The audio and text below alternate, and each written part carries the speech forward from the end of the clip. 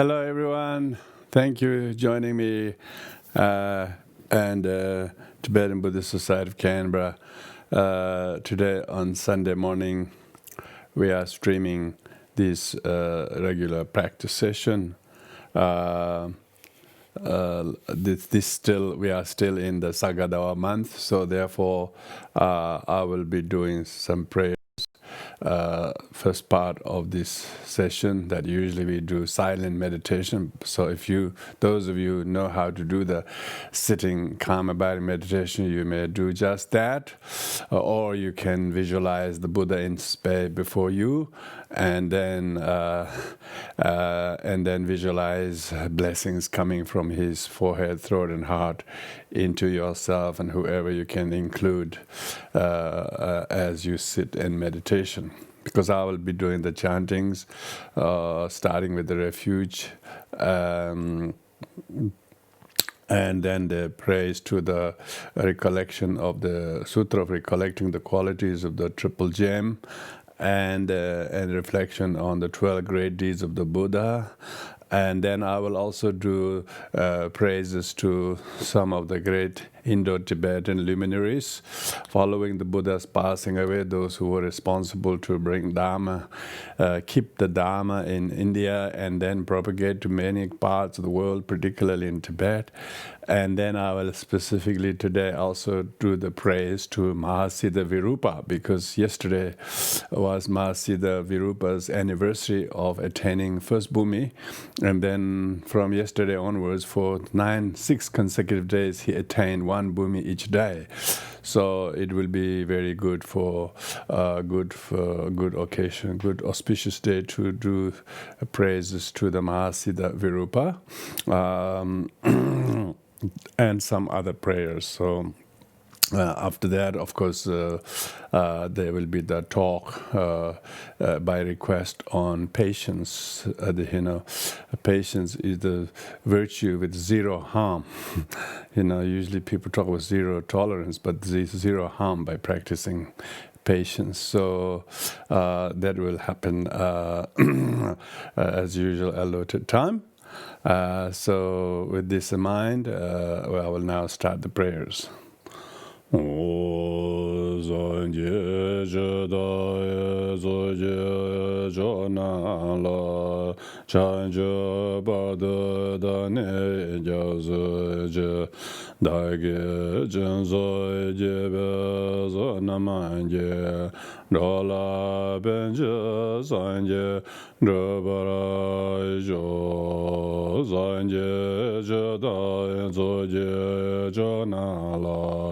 Chanjo bardo da ne jasoje Tagi jinzo jebe zona manje Dola benjo zanje Draba jo Enda Buddha Dharma Zanga Aite refu Jele la deme Baiwe Jawa Jewe Handala Ajare Buddha Hudrebe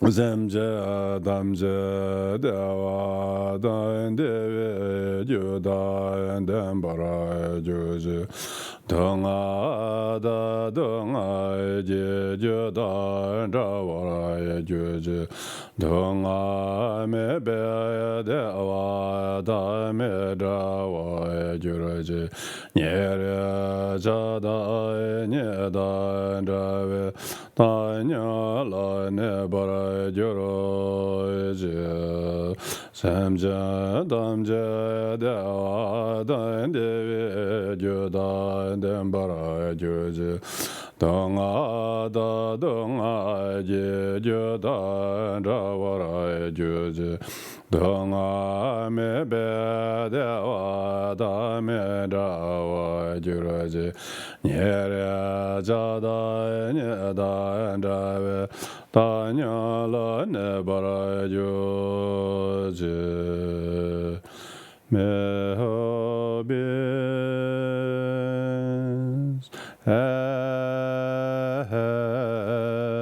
happiness happiness and the cause of happiness. May they be free from suffering and the cause of suffering. May they never part from the happiness that knows no suffering. May they dwell equanimity, free from judgment and aversion to those and vow. Now the Sutra of Recollecting the Triple Gem.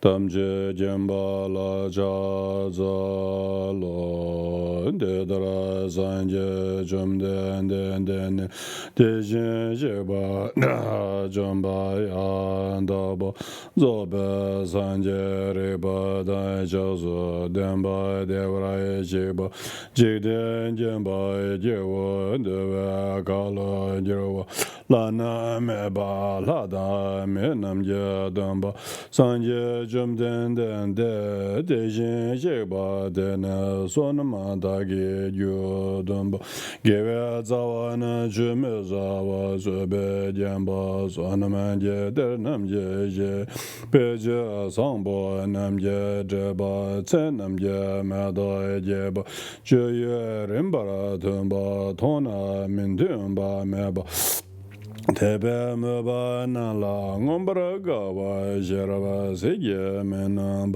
do nam la zewa meba semje damje ye domba changju semba damje ye ya pabe kansa nam ye jabo nyange lende be chongjiro do ndwa nam ye tebe ye ba do meba baba samje me ya ba so nambra da ya nyemba go je da ve cho me je go zong ba me ba da ba da ge ma ga ba su da ge nye ra ma ga so me ba da da man je ba dong a da le nam ba zho wa pong ba da le ra da nam ba zho kan nam da men den ba je je na dan ba de ba na yin de je ba yong zo dong wa da le nam ba zho wa se ba le zhou wa chu wa le ga ye jie yong zo zo ba de ba dam a jin ba da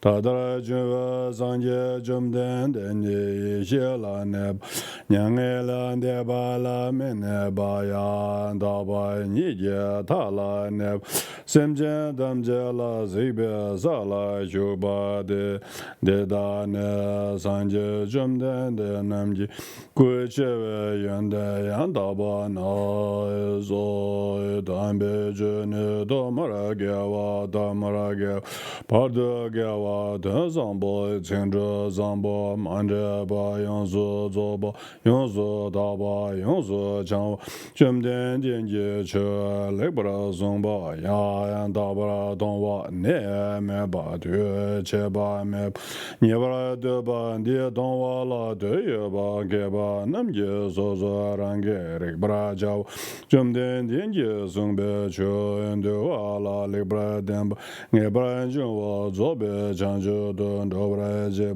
min dun ba me jen du ba dan den ba den ba ye ba je wa je ba wo e tik ba jen be gen den le bra ju ba re bra ju ba chang bra ju ba dun bra ju ba ta mo je we zo je wa cha je we zo je wa sonam je be je je yong yong zo jong wa jembo jembe ne zo je wa gun de ya jembe ne zo je wa jembo wo Sutra of Three Heaps.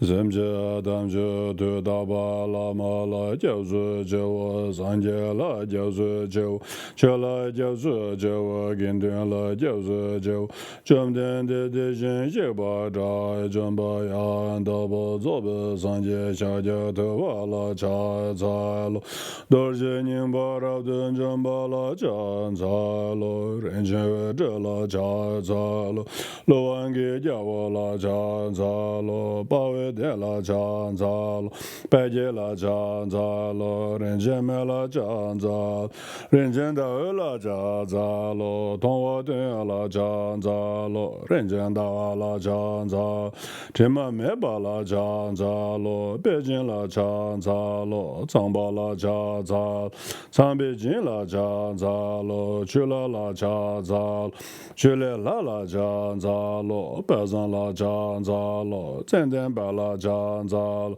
se jie dai la cha za lo e ba la cha za lo nyang e me be ba la cha za lo se me ji bo la cha za lo me do ba la cha za lo de jin ji ba zang be we ze nan ba ra wa ngom bre jian ba la cha za lo de jin ji ba be me we ze nan ba ra wa ngom bre jian ba la cha za lo no ba la cha za lo zhen be ba la cha za lo zhen ba yin de yang da la cha za lo wang bo do ge jian zhen yin jia wo la cha za lo xin de nan bre nan be be la cha za lo yu le xin de nan bre jia wa la cha za lo nan bre nan ba xi be be la cha za lo gun ne na wa ge be be la cha za lo ren jian be ma nan bre nan ba la cha za lo de xin xi ba zha zhang ba yang da ba zobe sanje rinpoche dan be me den la rab de shuwa sanje rawangi jawa la chan za lo te da la so de cho jin jik den je kam dam jen te shin jik ba zha jan ba yang da ba zobe sanje kan jin yi chi shu de cho jin ji sanje chum den de da da dam je da la gong su so da ge jie wan de dan jie wa to ma dan ta ma ma je ba ne korwa nan korwe jin ne dam je de dik be le ye wa dan ye do za wa dan ye ba la ji zo yi ran wa che den ye go ram gen den ye go ran jo jo gen den ye go zhou ba zhou de je ba dan zhou ba la ji zo yi ran wa za ma ji ba ngai le ye ba dan ye do za wa dan ye ba la ji zo yi ran wa mi ge wa je le je la ya la da ba la wa la ju ba dan ju do za wa dan ju ba la ji zo yi ran le ye de ba kan ge de ne da zhen zhen ya wa che wa tun de jian de su che wa ye da ge yu de che wa yu da go de jia wa la la jia wa la zhe ren bo ne su jia wa wang bo ma za wa ji wa da wa lo ban zhen ban ji wa san jian zhen wa la nie bra mi ji ba ren ju be le ye de ba kan la de da dan je san je zhen den de gu yi xi su ji wa jian de ji wa ban de ji wa zhen ma ji wa jian be ze de da ge zhen an do lo xia zo me jia bo me je bo len je jian qi jian dang ba jie la zo san jie zhen den de da dang jie da la gong zu zo da ge jie wan de dang jie wa to ma dang ta ma ma jie ban korwa nan korwe kene shen da de jin ba da na dun de jin zu jie wa la se kam jie zam ze we ge we za wa kan la ba da ge zu dun sun we ge we za wa kan la ba da ge chang ba je ba la ne be ge we za wa kan la ba da ge sim je yang ze min bre ji we ge we za wa kan la ba da ge chang ju ji chou du sim ji we ge we za wa kan la ba da ge la na me be ji ji ge we za wa kan la ba te da dam je ji de du jin dom de dom ne la na ma je ba dan ko na ma je ba dan ko me ya ko ma la me ya la ma yon zong la na me ba ya da ba zo be chen ju de yon zong wa re ji wo chi de de be san je jum den de nam ji yon zong ba chi de ma je be san je jum den de nam ji yon zong wa re ji wa da chi de da ji be san je jum den de nam ji yon zong wa za ba de yin da ge yon zong wa re ji wo de ba jum de ne so so sha so so nan tan je la ne ji so ye ran san je dan je la ne gu yin so de so da ge la na me be ji je zo dan ba da bra ju je me ja ja wa gan da da ra ju ba dan gan da de yin da dan de yin ka ma Yende nga ba da jia zhen zha gong la ta mo jia wa ji de jiao zhen niu xie wo zhang zhe zhen ba gang da nian zhen dang de jie ba wo sim zhen gong la pen yin jiao ji de da nam ji jian me de zhen da la jiao zhang zhe zhen ba de da na la da jia zhe. Now the general confession. Lama do jen zemba la zo de zho ju na xue be san jie dan zhang zhe san ba dan jie da la gong zo zo ta de den jie de jie jie we zai to ma men da da la tu ge ba de niu mong ban de zha dan xie dan dan de mo ge wang ge liu dan nga dan yi jie ge ne dik ba mi ge wa ju yi ba dan ca me ba nga ji wa dan he dan yi ba nga ji wa dan so so de we dan ba dan ga wa ji wa dan chang shu shen be la ba dan ga wa ji wa sang a ji dam zhe dan ga wa ji wa dan gong zhou song la ma gu wa ji wa dan pa dan ma la ma gu wa ji wa dan gen bo dan le ben la ma gu wa ji wa dan zhuo cang ba cong ba ji ba no la ma gu wa ji wa dan tan be che bang ba sun ra ji lu yun se ba dan ba be gen dun la gu wa da ba la zo ba do na to re dan tar we ge zu ji Korwa da nge song ge chu ji we dik ba da nye ba da dong we cho chi ji wa ji do za wa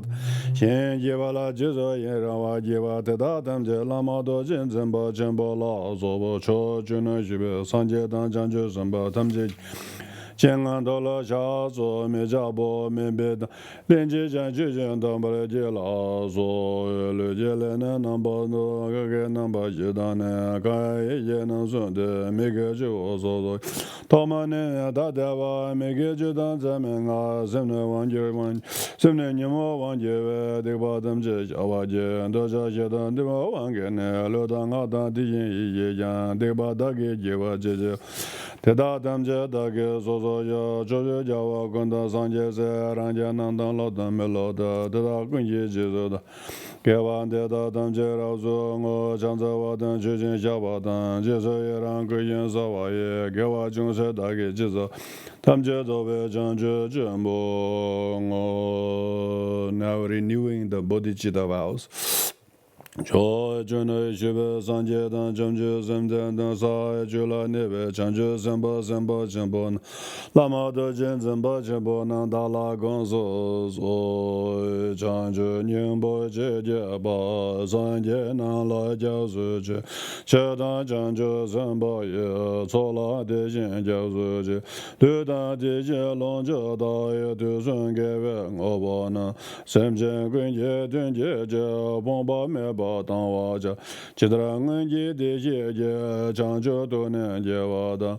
长久三百拉巴拉也得大人先的我，体验着了本顿的，长久三年姐姐一，体验的那拉巴拉，人把心多拉巴拉爱姐，长久年把姐姐把三姐能拉教出去，就当长久三把也早拉的人教出去，就当的。 一龙就大爷都算给别我我呢，三千根结顿结就碰把没把当娃子，其他人结的结也长久都能结我当，长久三百拉巴拉也得大人先的娃，提前到了本顿都长久三年结结一，提前到那拉巴拉人把心到拉巴拉结，长久年把结结把三结能拉结。 去当将军三把爷，早来的人教学去，六当的人龙家大爷都算给我呢。身边跟着顿结着，碰把没把当娃家，其他人家的爷爷将军都能接我当，将军三百拉巴拉的大人先来我的，提前到了本顿都将军三年结结，提前到那拉巴拉。 人把心都拉巴拉一节啊，等到大战这个没在巴来巴拉的，天天三节的时节，三节说说大就到大年的今年家里当准备来咱们的，准备人的啦，鸟把人民就得了这，大概的人就把咱们这些正按照我的心意当。Bardo de London de Bezenja, La Dan La Mela Zakawaje, Janjo Zemja Rinpoche, Maje Bananje, Jeba Nyamba Mebaya, Konden Konden Bevayo, Janjo Senda Medaje, Janjo Jola Java, Sanje Namje Yonzonje, Duje Lenam Bonvayo, Janjo Samba Namje Ne, Doden Dola Gondroj, Gombo Yene Gang, Gombo Zemje Namle Denje, Zemje Damje De Dan Denje, Ngenda Damje Dado Donwa, Janjo Zemba Ganta Sa, Joba De Da Gunje Monlan Jeje, Tejan Bara Janla Razan De, Janjo Zene Dayan Jemai, Diba Ganan Jeba Jewad, Teda Malu Yonzo, Janwara Jo. Now the 12, praise to the 12 great deeds of the Buddha. O da ge do je ja je re zo de shen je me do de ye bon jang je je lon bo da wen ji be ge xia je jia we jia la zhang zo kan ge dang bo zhang je do je ne zo na ye je zo nie zo zi den de ren ze ba jie jin zhe wa yin gong ji re jia la da ge de be la nan den zhen de we den je ne la le ba ne lang zhen da yin re la zi ne la mo jin zhe je lom zo xiu Bran la Jang Zo, Dawa Zo, Xiao Jie Sebo de Zha Xie Lun Be Za De Dan Be, Sang De Jie Jin Jie De Chen Zhe Ne Zhang Jue Re Su Nge La Jang Zo, Xuan De Dong De Mi Ye Sen Ge De An Ga Man Ga Da Nian Ju De, Ji Wu Zhi Ba Jie Na Za Jie Nen Den Da Me Bran Ze La Jang Zo, Ji Den Ju Dan Dun Bra Jia Wa Dan Ka Na Ma Do Bang Zhe Zu Mo, Ko Dan Den Ze Da Lan Ge Ba Ye Jie Se Jung Bran Ze La Jang Zo, Korwe Jawa Ningbo Meze Ne Jimne Chungde Akala Jine Chode Namda Chungde Nile Ne Rabdo Chungran Zela Janzal Zwanbe Changju Debra Gone Ne Neran Zane Ramdo Lodu Kawa Jene Zundu Dajende Samde Chonyen Zela Janzal Toma Mene Beba Tenye Mangan Daye Changju Jirun Jirun Meyo Ngumbra Zanje Ne Changju Zobran Zela Janzal Tujen Dola Nyudu Zine Ne Wara Na Ze La Jo Ne Jo Chujian Ko Lo Go Ne Du Ja Na Tikba Song Lang Gen Ze Chang Zal Xian Jie Go Wang An Ba Za Jie Jien Mu De Dong Ba Zhou Dan Le Jie Ko Man Ji Ge Yu Da Du Nan De Tu Ba Yu Jian Ze La Chang Zal Se Ba Su Na Bei Me Yin Dian Jie Nian Du Yu Ba Chun Zhe Zhen Bo La Mian Zhou A Gen Jie Ra Jie Wei Den Ba Jie Ran Ze La Chang Zal Le Le Jie Na Niu Du Ge Wei Jie Za Zhou Zhong Ge Sa Ye Zang Ma Qi Me Do Jie Da Wo Ge Xie Ne Nian En Da Ran Ze La Chang Zal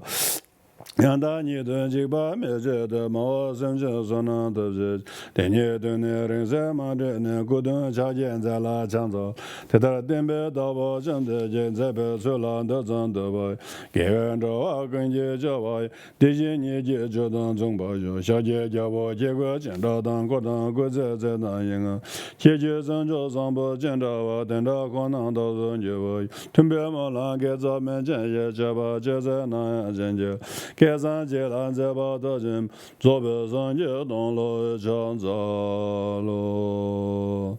Now praise to the six great ornaments, two excellent masters of the Nalanda and Indian Indian great Panditas.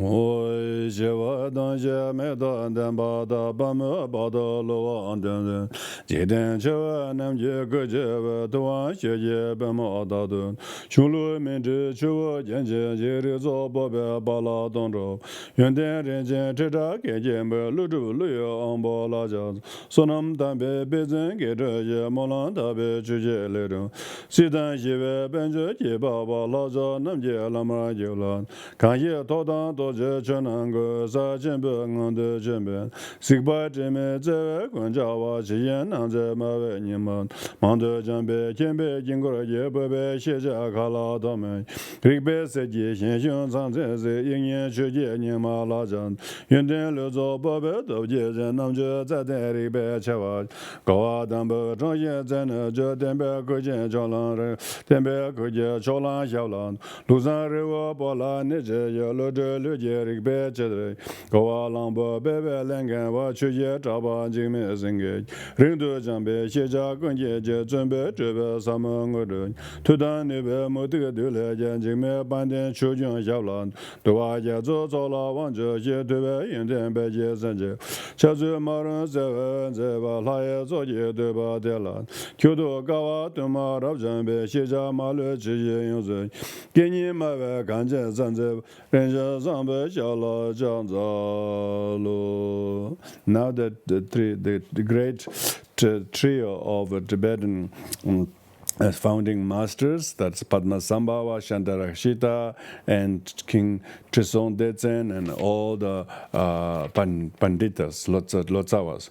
Saura Jazuri Zagurja, Tamje Yeme Deleradu, Nidun Teme Mago Bundeja, Bodhisatu Jala Janta, Yaga Benjan, Pula Gadinja, Bema Junin, Gulan Dedem, Tada Lunvuzumba Kanan, Ujin Bojala Sova, Mia Dabo Chiyan Zajawa. Namjolo Jen de Bendrawa, Panza Lumbo Zoye Younger, Chuja Meva Nala Zawa, and the Boya Tago Membe Marunda, Tamba Chuje de Mejimba, Pemba Simjen de la Gunzava, Tribe Yalun Nala Zawan, Pendin June Lobson, Yin Gata, Danger, Danger Della, Sanje Damba, Jojo Jinze, and Kedwa Loben Nala Zawa, Kevin Duna, Jazz, Omboja, Kawa, and the Pandem Armen, Kanden and Namget. Ma me xie no wo da wo xian zhe ban dian a di xia le zo wan de yong zhen ge wei xin yin yong ji ge wei dong zhe jie wei jie wei zhe ran xian ju ne ren bo yin bo xin yin dun bie go la zhang za lo ban dian zhe wei la ma ren bo jie da ge jiu ra ben me den ji ga din chen be gan ne jie zhen gu zhong du jie ngo zhe za du zo. Now this special praise today to Mahasiddha Virupa. This praise is composed by Sachin Kunga Nyingbo. It is said he composed this spontaneously after he had a great vision of Mahasiddha Virupa in his pure vision, and who gave him all the teachings. So therefore this is a spontaneous praise composed by Sachin Kunga Nyingbo in his meditative state of witnessing Mahasiddha Virupa. Allah la de len je da len den de ra je ban ba san len kan de ji zhen bi ro ba xie wa da ge ba de ji wa ya ma qu ji se ye do ba gun de gong sun lu nan ga wa xie yin sa se le jian de dong qu ne ne san ne je de zhong se de ba de le bon zo de nian ji wa ba jian dan ze wa gan den du zha lam zhou de ne niang de lang guo ba mi yo chou de la guja kanxie todan toje jena kanxie todan jeje jena kanxie ji den den na jare le rab jun ri be ne nga da jin ne re gin dun che we le den ba ne den chu jun ta la guja lab zhen den de xing da jin bu je ma wang zhou ge me ze den be so yin tam je jin ye wa sa den zhe ba me la guja kun nen de we zo la ni xin du ti men chu je du zhe zhen zhen che mo sang zhe zhe be nam zhe de da me ye zong sa zhu ju la du zhe zhe ben zhang ma chang wei zhe gen de ne na men be zhe ba zhong ye gun de jue wen zhe de gun jian bu wa zha la gu jiang gang gang de jian ma rong jia wo de ni ma su ne yan gan ni zhe ni me len ga ra ge de mo de tu do wang ju zha la gu da ta da ba ye ne de de da so ra de ga du mi me tu je kan yin gun je be song ju de jian ro la gu jiang chu na me de dong xin de nang da be de ni ko na niu do do ji nin ju xie sa me lan de ne gan de men zhe zhe la zheng da e ma da ye da be ye nam zhe gang ba ma de ji zhen qi ni ngo zhen de de yan yang zong de de qi ye du jie ye xiu le zheng wa de da du zi jun be jie na de yang bon zong zhe de ji zo lo ba gan nan jia ren ba ni da me de lam yin ge da men de ba den la ben ran zhe de gun ne da be go zong lo gawa xie rab ye ning bon zhi xie dem je no do jian ze wa do bo nie war den be ne de ya cha be sa zang ge ni da wa gu me da je ge we ba je ro wa ra jo ba ne ji ye yan den den da za de be ba bo ye yan yan de be zhen Nam je ba je za do zo du je zhen bo dang den be dao de xin je den ze be nen je wang je za gong ga ling bo la zhang za zu na ba me le zhe yen qian bei xie rab je wen zhe za la zhe 三毛真的怎么了？这样子，一家他们这边这样这个给了这边都这三年这两这边的，全国那边下了个这样子，长点工作上不能保着这边等待他们这边吧，咱们那边打上啊是全家把边下了，说完的。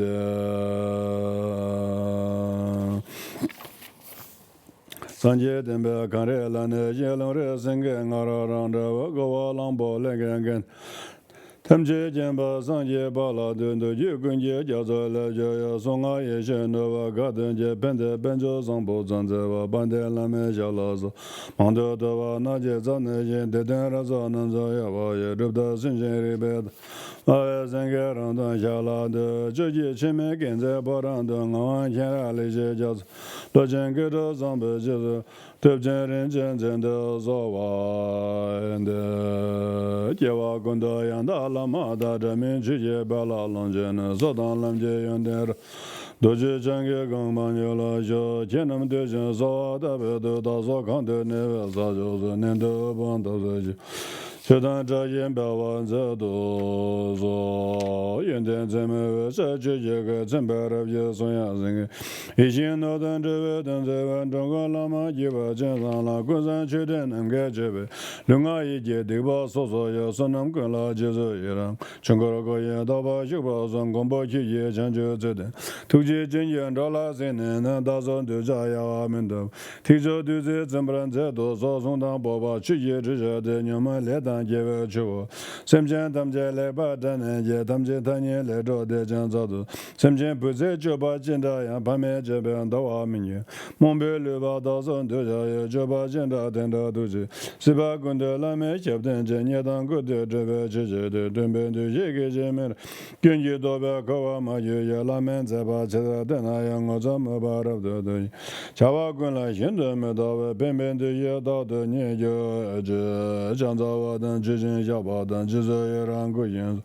给我就是大概知道他们就左边讲究人不我甚至能来在我前这趟这位公报没着这位公报这边的公交老张这位这个俺把这就是今天他们这事情姐姐见别些家家都着就拉张走甚至当年他们这叫你妈妈了他们这你们这这你们了都这在这家了屯前周前家门啊到把门啊到把你把来小进这个也连顿就拉张走等当等不来这家当送当见别这家都是到门啊我来顿就拉张走现在这把现在的大给这个红当着了眼中拉来顿就拉张走对前工业就当呢给我当把来把东华咱接了当完这把就拉张走连当东华当就当用上就把定年简单一些了俺年就拉张走他当交当到把当对前我中啊甚至他们让来顿这么就拉张走让现团队一当帮当眼睛跟着顿这么对现在给没这就拉张走了说明你话明啊往可也能多保证过年你们你把能可对就拉张走了跟前就拉就啊当那个工作大帮跟前民主明啊的样到顿就着甚至跟前找完了就能对来门道这把到的对面啊明年就拉张走今天过了年真的连着就能说说突击全部当天被苹果就拉张走了这把当年到把当一些当年这人年头让三节跟前老妈就拉张走了各种大概张走了南把过年当就身边工业的上头就把叫了讲到，人把命啊年命啊，闹鸟把命啊命那个没有就能等着， Treme Jola Janza Lo, Tobje in the Gunye Veranda, Yin Jelando, Nimra Junum, Malusiba Janja, Tenda Jundi Ding and the Medo Joa Wombo, Janju and La Java, Elidu Jola Janza, Kanzon Dobe, Nambrado, Bomba, Nimjangu, Simje Tawan Jonzeva, Tarzan Jola Janzalo, Nizan Zimbera, Yeniva, Lenda Demen, Sema Damjera Jeva, Namdra Chonyan Jojanza, Ijedane Dojala, Kawa Duma Jojan, Never Zeve do the Nalik Jola Jandala, Chidananda Nigada, Lindan Dendamba, Wanjudan and Jiden Jawa Gunda Jeja, Minjin Lunju Drobaja, Sheja Gunla Dome, Rudan Bonve Denzela, Nanye Jola Jandal, Zindan Jeba Chujego, Nunga Zanadamjet, Dunze Zunju Chuje, the Kanje Jola Jandala, Chazonga Jamadan, Kozon, Nambra Doba, Paja Jeba, Dembamba, Deba Gunda Jeja, Sadan Timidon, Den Chilin, Dendan Dem, Ranyan Denje, Yela, Zobe, Janjo Jeja, Soya Minje, Singera, Yela, Jojo Dande, Lajenji, Den Damjela, Ledo Jola Jandal, Chuje Sajan Revenue, Kala Damda, Den Jun, Joe, Gunjo, Ishes, Tamje, Kemba Jola Jandal, Jigden Lama Sero Selum, Dumba Java, Dumba, Kala Dendang, Belindra Jola Jandal, Tomo Wadan, Pujan Jola Jenjin Domin, Even Jigden Damjela, Jola Jandal, Tedang, Dumba, Dembar in Zanzeb.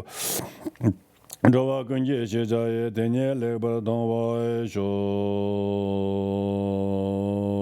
Kanukula Jawa Boy Shedmer, Jidan Sunji Mezavan Jambayala Janza Alo, Gangelo Denia Denda Jendandaras, Chinyadunga Jijas, Yelona Lebranza, Kanda Sebezara Mariamundon Dunga Dozo Gala Pujeda, Yala Ruja and the Zon, Rudrajo, Yamonila, Legia Jado. Mare Musa Donga, you Chinya Jenzera, Dena Daja Saja Danza, and then Loja Zeta, Juda Juda Junior, Jenda Dollar, Muzan Jambayala, the Zenden Jera was a Dollar de Mambarazane, Gada Danger, Shono Doba, Loja Baba, now Zado. Tadia da Mone Mone Mahamone Shaja Mone Zo Tadia da Mone Mone Mamone Shaja Mone Zo Tadia da Mone Mone Mamone Shaja Mone Zo Tadia da Mone Mone Mamone Shaga Mone Zo Tadia da Mone Mone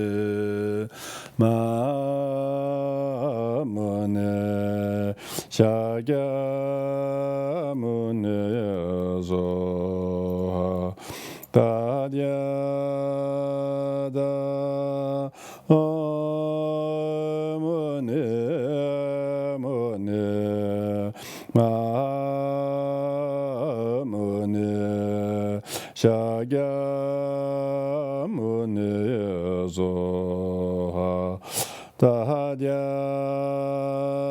da Mone Mone Mamone Shaga Mone Zo Tadia da Mone Mone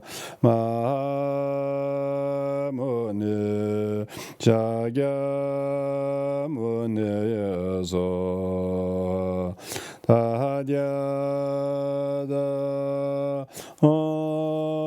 Mune Mune Ma Mune Shagya Mune so Tadya da Mune Mune Ma Mune Shagya Mune so Tadya da Mune Mune Ma Mune Shagya Mune so Tadya da Mune Mune Ma Mune Shagya Mune so Gyawande Nyodo Shaje Gyawande Rawa Jigyama Lewa De Zala Gabarajo.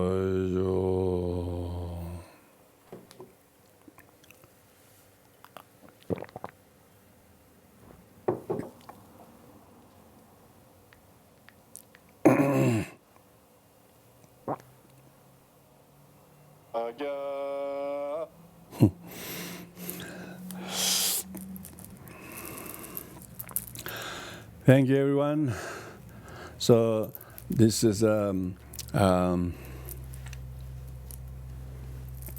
second last, I would say, Sunday of the Sagadawa month. So that's why we have been focusing, as you know, in the last two sessions on the teachings on life of the Buddha. It's very important for people to know the Buddha is a historical person and become enlightened and give the teachings. We seem to have a very short memory of not knowing who the Buddha is.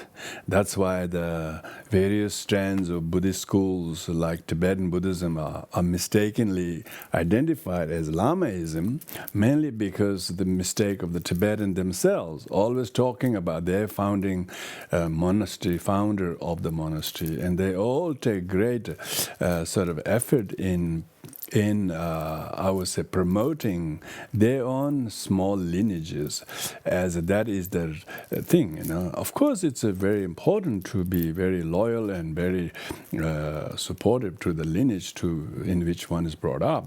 But it's important to go back. Where is the actual source of this lineage? There's only one lineage, Buddha lineage.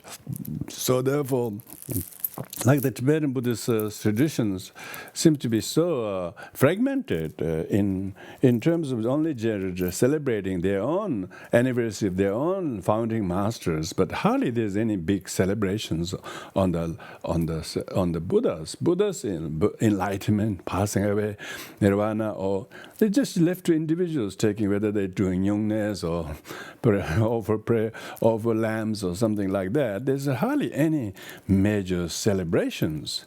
Because if you look at it, a few years ago, the Kargyupas spent an amazing amount of effort and coordination to celebrate the 900th anniversary of first Karmapa. I rejoice that. Last year, Gelugpa tradition celebrated the 600th anniversary of Tsongkhapa. I rejoice that.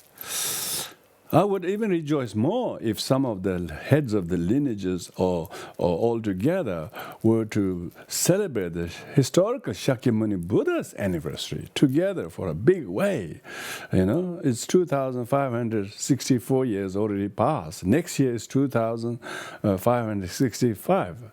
Come on, I offer the challenge to celebrate the Shakyamuni Buddha's anniversary as a big way because we now realize that we have lost our country, but we have not lost the Dharma.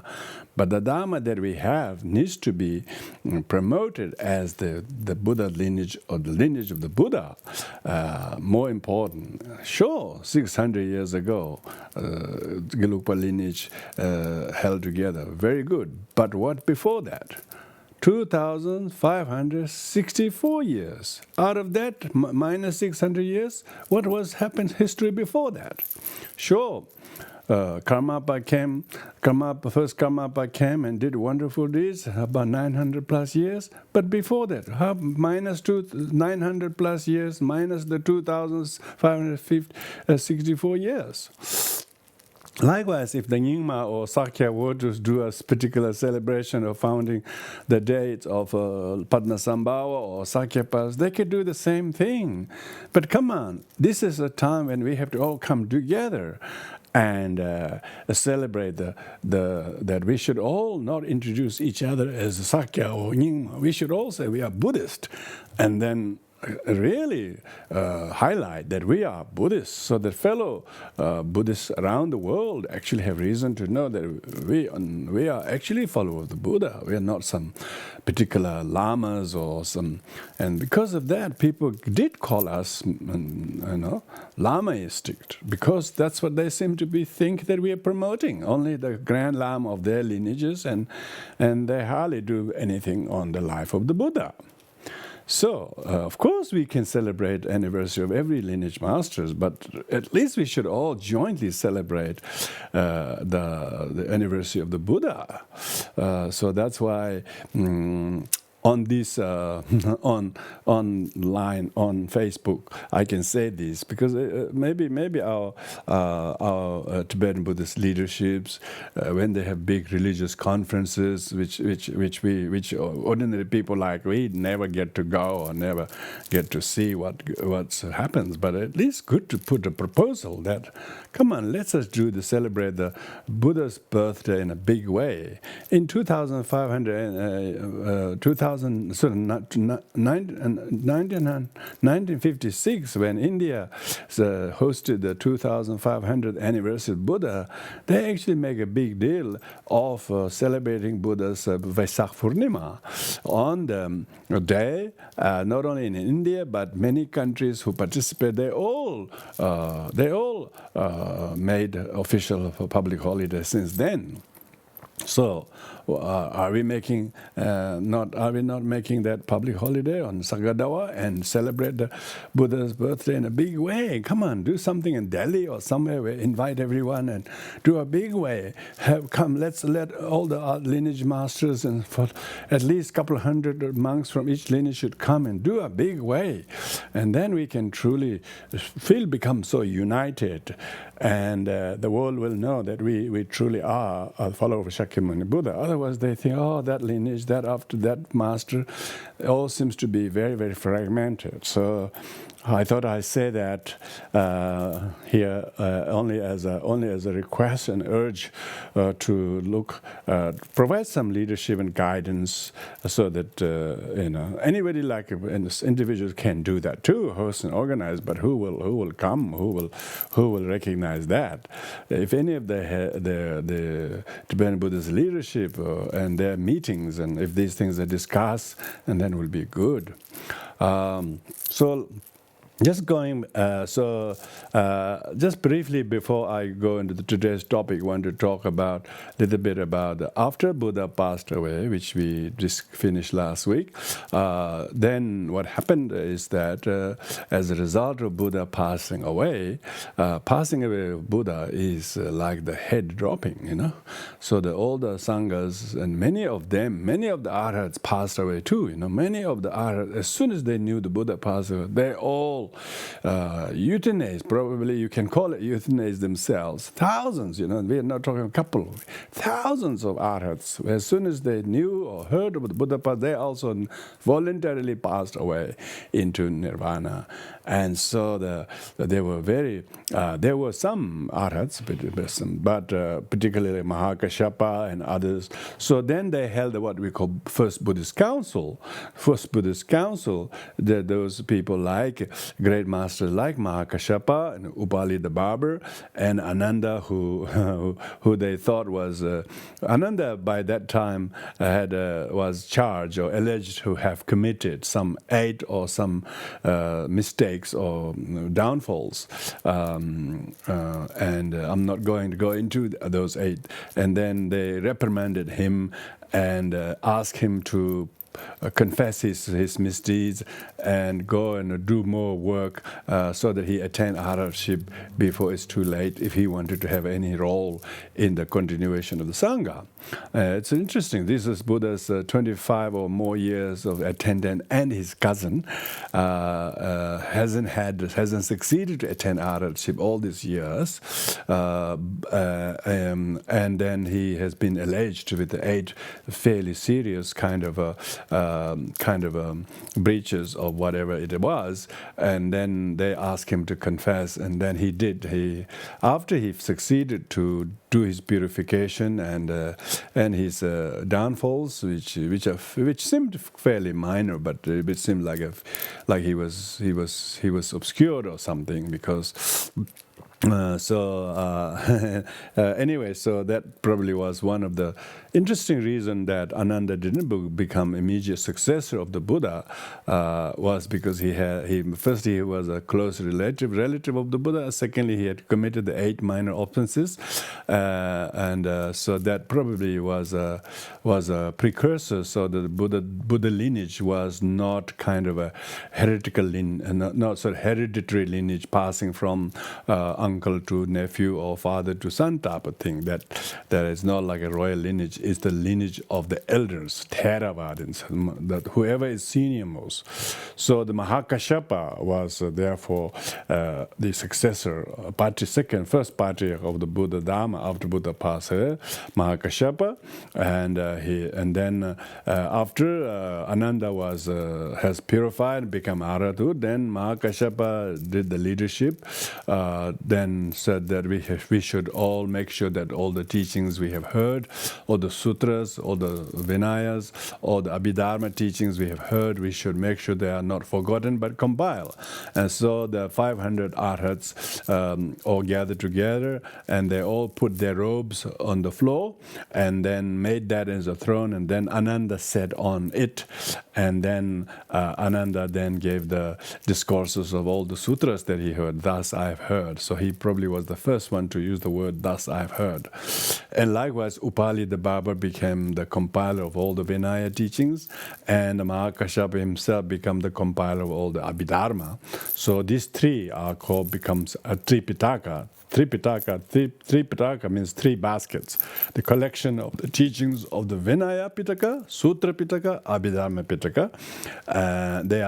They are said to be compilation of all the entire teachings. Mainly these 3 are 3 remedies to the 3 poisons, to overcome the desire and greed and so on, all the Vinaya Pitakas. And hatred and all the other really destructive emotion, the teachings on the Sutra Pitaka. Ignorance and wrong views, the Abhidharma Pitaka. So in this way, all the 3 Pitakas were the 3 medicines that Buddha gave, and this. So therefore, the first council of Buddhism occurred after Buddha passed away.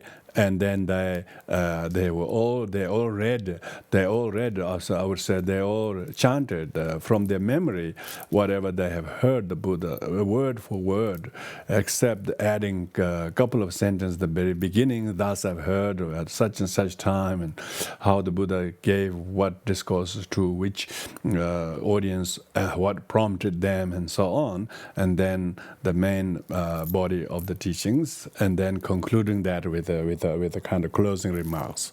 So in this way, all the sutras, Vinaya, and Abhidhamma were compiled, and that's then from Mahakashapa. After Mahakashapa, Ananda became his successor, and then the third patriarch was Shanavasti. Fourth one was Upagupta. Upagupta was the great fourth patriarch who became very influential to become the teacher of Indian Emperor Ashoka, who converted him Ashoka into Dharma, and so it is through him the teaching spread to many parts of the world, particularly in Sri Lanka and so on. So the teachings of the Buddha continued through the active role of the great many Theravadins, or what we call Staviras or 18 Nikayas came together, different kind of strands of slightly different interpretation. The Vinaya made the different schools of, so to speak, whether the Vinaya was too strict or it needed to be adapted, and some even adapted. So in this way, the 18 Nikaya schools developed within the Theravada traditions, mainly traditions, and therefore it spread. So with this, we will suffice to talk about the life of the Buddha and his first council there. So now we're going to focus on today's topic of today's teachings. That is the need of the practice of patience, which is the virtue of zero harm, I must say.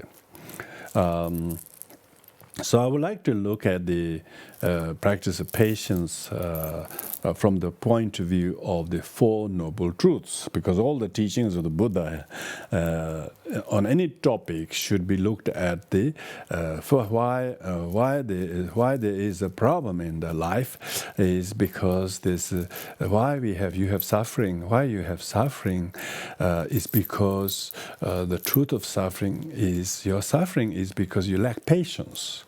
Truth of suffering is your lack of patience. Your suffering is because you are easily troubled and harmed by suffering. Whether the suffering seems to have a near cause of someone else or people or things around you or weather or some inconvenience or your ill health or whatever near cause of the things that is causing you to have some physical or mental problems, so the not tolerating that is the truth of suffering. So the why we have to practice patience is not because we are religious or not because we have faith in gaining nirvana in the future or like that, but because it is a suffering. You need to learn how to overcome the sufferings. You cannot reject and despise and deny and then being angry at the suffering. If you do that, then it becomes the very suffering. So the first noble truth of suffering is because we do not practice patience, therefore we have suffering. But we practice, so therefore the truth of suffering, your suffering is the truth, is the fact. It's a fact. But the one is usually when people don't practice patience, they think it's due to someone else's or something else that is causing suffering. So they are not only suffering, but they're letting the condition to actually deepen our sorrow and suffering by their impatience. So the impatience is the suffering, and the true origin of suffering is the ego, self-grasping. The truth of origin of suffering is due to lack of patience. It's not because something happened, therefore you suffer. Because of our lack of patience. true origin of suffering, true origin, yeah? We're not talking about near or secondary causes. Secondary or near causes of the condition of the suffering may be what somebody said or did or instigated. It may look like, or may becoming cold or whatever, you know? When things become very cold, then they become so, and people become very impatient. And these are called near conditions. But true cause of suffering is one's own selfishness and anger. It's a perturbability of yourself. The fact that you are vulnerable to be harmed is the true origin of suffering. If the thing that causes the suffering and people are impatient has the same identical harm to 3 people, then all 3 people will suffer similarly, and none would be patient. Some people could tolerate that without any problem, the same amount of suffering. Others don't. So that shows the true origin of suffering is not someone's instigation or outside, but rather one's own sort of vulnerability and enmity towards the suffering, towards what one alleges as the cause of suffering. This actually causes more suffering. True origin of the suffering is that the person or weather or something that is immediate condition that instigated your suffering is not the true origin. It's just a small part of the cause of the suffering. So therefore, to stop the suffering, one has to understand the true origin of suffering. The true origin of suffering is not seen by most people. That's why most people suffer, because they don't see it. They don't realize. They don't want suffering, but they don't know what caused the true suffering. What is the true cause of suffering? The true cause of suffering is their own impatience and their vulnerability and their egoism.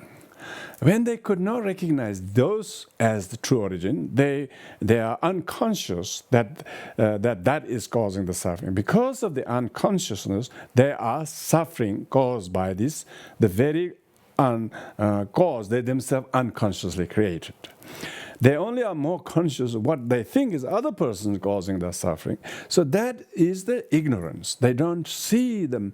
Because they don't see the true cause of suffering, therefore the truth of suffering is very hard to see.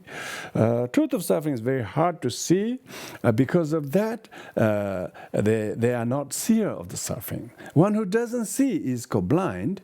Who doesn't know is called ignorant. So most people suffer not because they want suffering, but because they don't know. They can't see what they themselves are doing. That is the true origin of suffering. So the truth of suffering and truth of origin is the two things one must know. The one who sees these two truths is called noble truth. So noble truth, it ennobles you to see, it is my own selfishness, and that is a true origin of suffering. When you do that, what happens is you become tolerant with the symptoms of the suffering. That is the result of things, causes one has already consummated long time ago. So the condition that brought the suffering to you is just the messenger. The message itself was sent by ourselves. So the people or outside conditions are just the messengers, and the actual message was sent by one's own unconscious wrongdoing. One who sees these sees the truth. The truth is very painful. It's a bit bitter to accept. So only few who have this seeing, who has this knowing, is the noble. They become exalted from not having to point their fingers to secondary conditions as true origin of suffering. They will not. So they recognize, they accept the true origin of suffering is selfishness and one's own afflictions, and then this has not been made easier by other people's instigation or all other near causes and conditions. When you do that, your main focus is how to contain the true origin. So therefore, when we practice patience, practicing patience isn't not about being virtuous or wholesome, being about educated, being knowing the facts, what constitutes the true origin of suffering, what constitutes the true remedy of the problem. So therefore, person who practices patience is not some kind of fulfilling religious kind of commitment, but he's actually educated enough. He actually scientifically knows the physics of the suffering, the makeup of the suffering. He knows the causes and conditions, what constitute the suffering. When he knows that, therefore his ability to practice patience is his knowledge. His knowledge informs and reforms the person. When one doesn't know what is the cause and what is the effect, that's why the suffering is not, suffering is caused by past deeds of our past self, Suffering itself, the immediate conditions that delivers the suffering is not the cause. They're just the vehicle. They're just the messenger.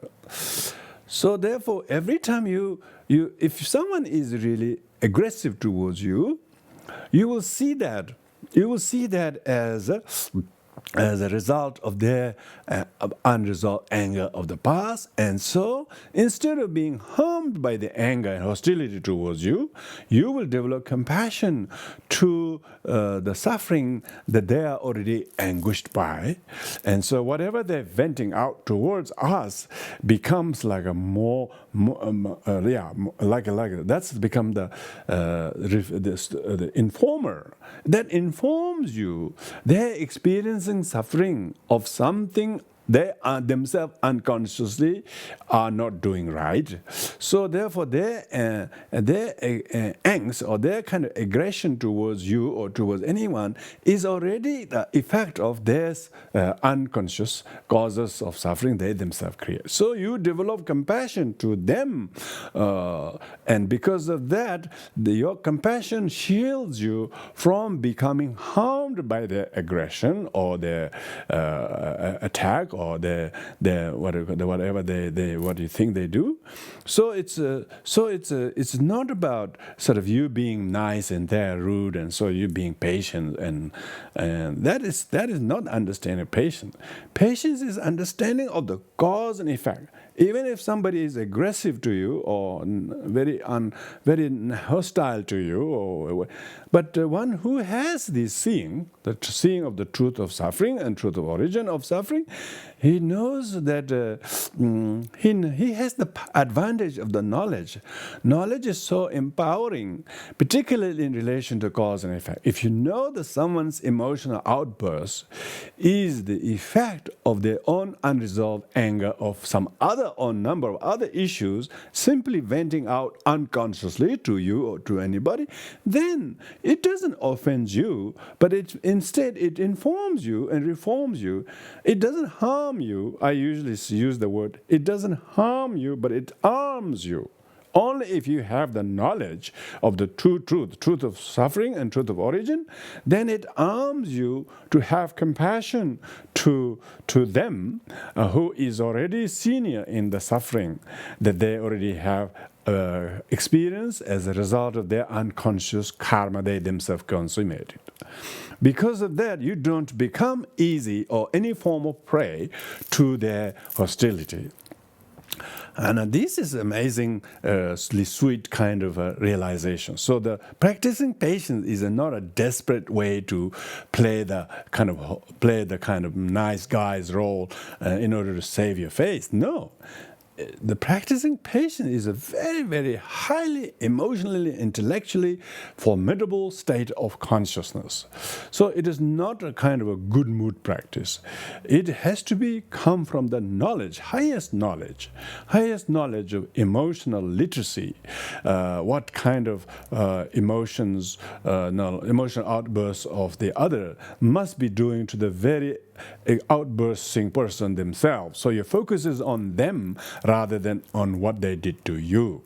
So that is why you have the moral and intellectual authority to be patient, because you know the cause in the effect of the certain emotional expressions and any other karma that are outputted physically or verbally. When they output verbally nasty, hurtful, condescending words, you can see that as the unconscious mind of not mindful of their thoughts, let alone their words, and not also mindful of the consequences it will have to them and to others. And they don't know. They are really intoxicated by the affliction. So they are unconscious. The person who's intoxicated is not considered safe to drive. Likewise, person who is intoxicated by unconsciousness is not aware that he is not safe to what he does. So when you have the advantage of knowing that, you are now conscious and sober, and that's why it enables you practice patience, which has no harm to yourself whatsoever. You don't have this feeling, oh, if I don't correct this person, he will do the similar things to others. That kind of paranoia, which justifies most people say zero tolerance, because otherwise these people will keep doing that. That kind of attitude is well-meaning for sure, but it is very poorly tested, unexamined in terms of motivation,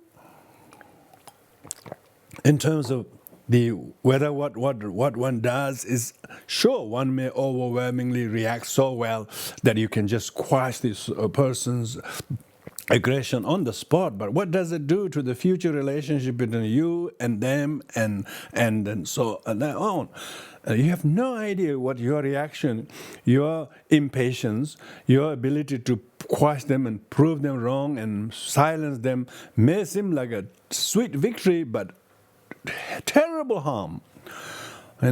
So zero tolerance is zero benefit, and patience is zero harm. Patience has no harm to you, no harm to others. It has amazing merits. And most of the merit of even Buddhahood, most of the merit of anyone has to come from patience. They say there is no greater virtue than that of patience. They say, there is no great peace like that of practicing patience. So peace, that people say, please give peace a chance, is that when you practice tolerance, it's not just merely choosing not to retaliate, to save your face, to look good on outside, but deep down you're seething with anger. That's not a patience. That's a passive aggression. Lots of people practice that because in front of the boss, in front of senior or something, so that they're actually seething with anger, but they just practice patience and tolerate it in a very kind of idiotically. And then in the long run, it's very much the cause of resentment. So idiot patience. Idiot patience is like that. Practicing patience as if to save your face, as you're living by your precepts or something like that. No, you have to completely understand why patience is the highest and most highest virtue, highest merit, best peace that you can practice. You have to save your friendship. You have to save the future harm that it will cause. You may look like you are very powerful to react and put them and prove everybody that they are wrong and you're right, because you can silence them or have even what they call conventional dry word called victory. Even though you can do that, that is the most consequences comes from such aggression and retaliation. So that's why practicing patience is of enormous merit but zero harm. But one has to understand it, not just believe it, but you have to almost cognitively understand this and have to be completely persuaded by learning to practice patience. So firstly, one has to know, even though what the person does seems like relatively very demeaning to you and harmful to you, but for a person who is in the refuge in the Triple Gem and who has taken Bodhisattva vows, it is one has to tolerate sufferings of others. And if you did tolerate sufferings of others, that's where you actually practice compassion. Otherwise, when and where and how do you practice compassion?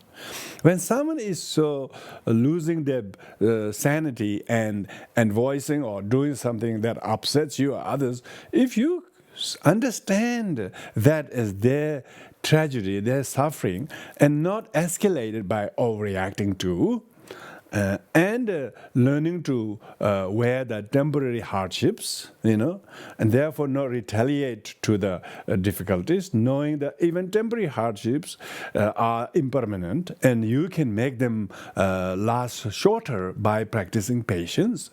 And by practicing patience, what not only it is harmless to you, but also what appeared to be very harmful deeds of theirs becomes less harmful, because you have the power to depoison the harm of what appears to be created by them. Because your practice of patience is medicine by compassion. You have to tolerate it not because they are wrong and you're right. You have to tolerate because kindness to practice patience will de-escalate their suffering, and also it will not make them feel more angered by retaliation. If you practice patience with a good intention, the very goodness of your intention itself will make them feel their suffering is exhausted. At least you let them vent out their negativities, and you in the meantime did not take it personally. Why? Because it is not. Because no suffering is independently true or real or permanent. All sufferings are also interdependently produced, and so is patience. Even though you want to practice patience, but where and when can you practice patience? Unless in the face of such a reality or adverse condition is the best place to practice patience with zero harm. But otherwise, your patience is too holy. Your patience is never going to happen because you're never ready to practice patience where it matters. If you don't practice patience with small things, of course you will not be able to practice patience with the big things. So first practice small things. Even though what they do or did seems terrible, but you try to practice patience a few minutes. I say, look, I will practice patience just this hour. Just think of that. Don't think about how can I remain practice patient with this for my rest of the life or don't think about that. Just straight away try to secure even a couple of minutes. As long as I remain patient and not retaliate them, it will at least exhaust their suffering. And since I have no animosity, this will also reduce my own anxiety, and therefore zero harm. It doesn't harm you. Some people think if we practice patience, we're letting them do harm, and therefore the world will be completely destroyed by them. No. Most of the world is destroyed by retaliation, which is the vicious cycle. So one who actually is practicing patience is actually practicing peace. What is peace? Peace actually means that you try to pacify. Peace is not a noun. Peace is a thing you do. Peace thing is that you have to make peace possible. That's why give peace a chance. Giving peace a chance is not because you're weak and they're aggressive and they're strong. No, because you have to tolerate the small pain now in order to prevent pain, any kind of pain in the future for them and you and both. With this kind of insight, when you practice patience, then you find this patience gives you strength, and resilience. Even the resilience does not come without challenge by difficulties. So, for instance, if you have a lot of physical problems, pains and illness, you should not think, your pain may not reduce by practicing patience, but attitude towards pain will shift.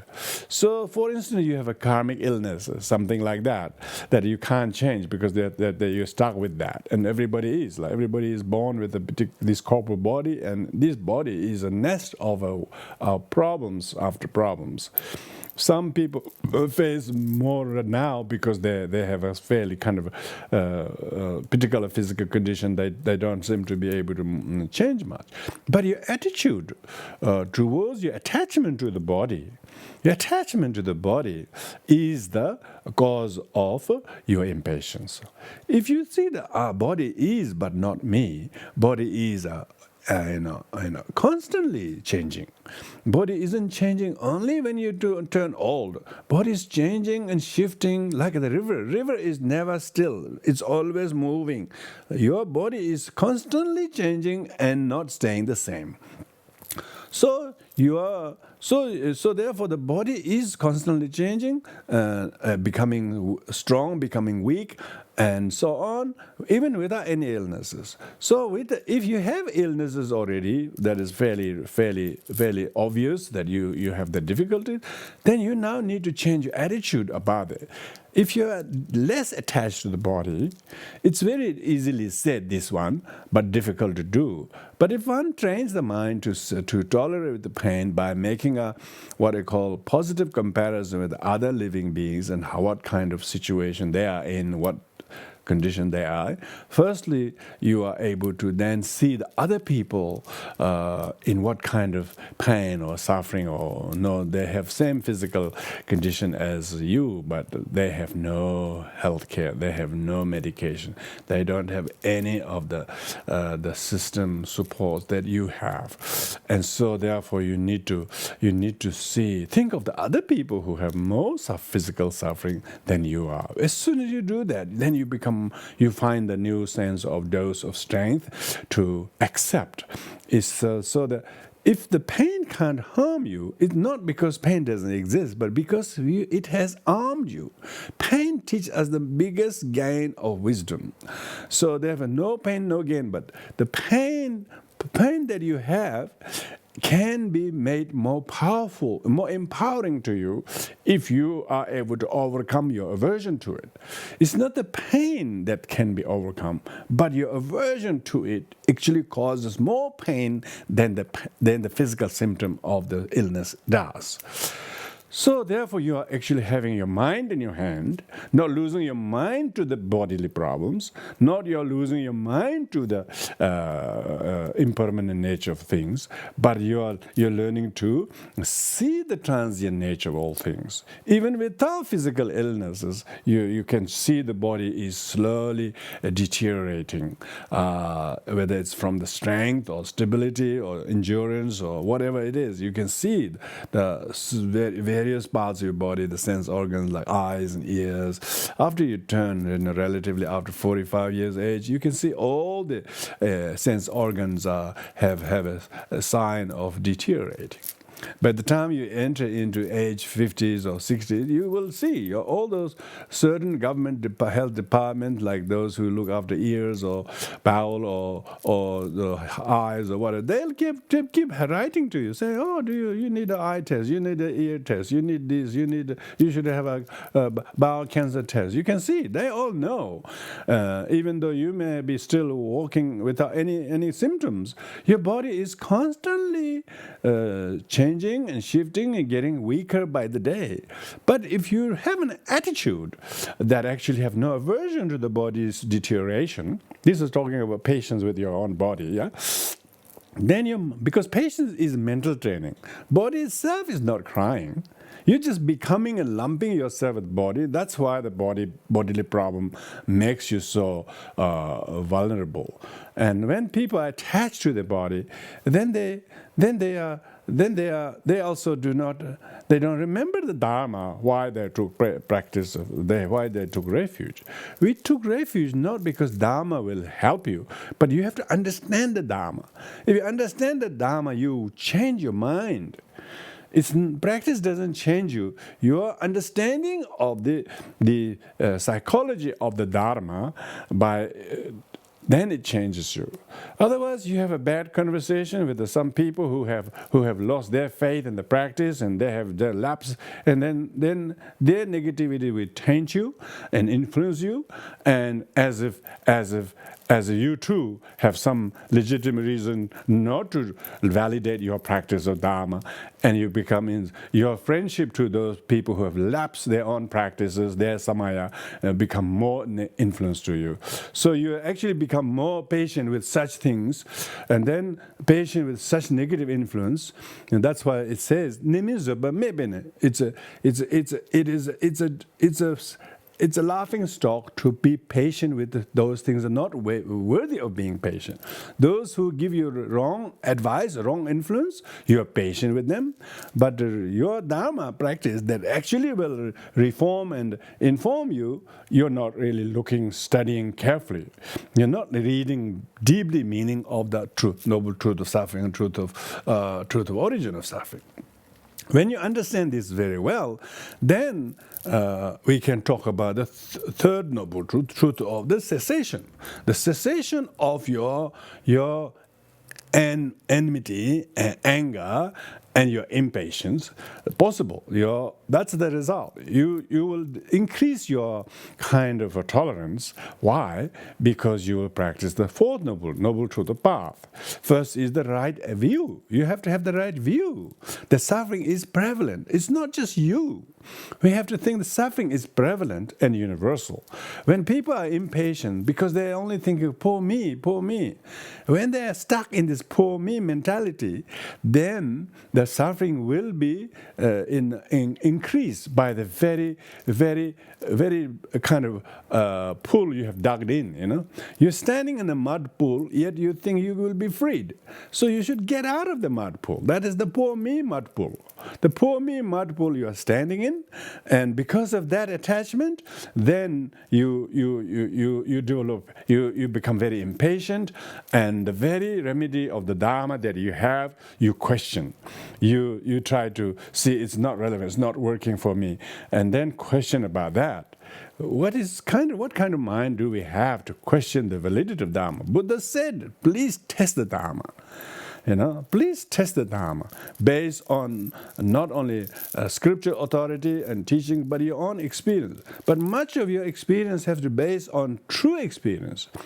You have to be truth of path. You have to truly practice the Dharma, not just outside form of the saying how many sadhanas I do, how many hours I do, not that kind of form, not get attached to the form, but keeping relatively some reasonable form of those practices, but what's the substance? Do you really adhere to the four right views? What we call when we say right view, noble truth of path means you have to adopt the right view, the four seals of Dharma. The suffering is prevalent. But people don't think so. Why me, they call. The one who knows, who has the truth of the seal of the Dharma, suffering is prevalent, he doesn't complain, poor me. Therefore, impatient person he doesn't even realize the first truth, first seal of Dharma, the prevalence of suffering caused by one's own afflictions. He doesn't even know he's suffering caused by his affliction. He's suffering caused by something else. And he even develops aversion to his own Dharma, his own practice. So become impatient with the sadhana. Impatient with the sadhana you have to do.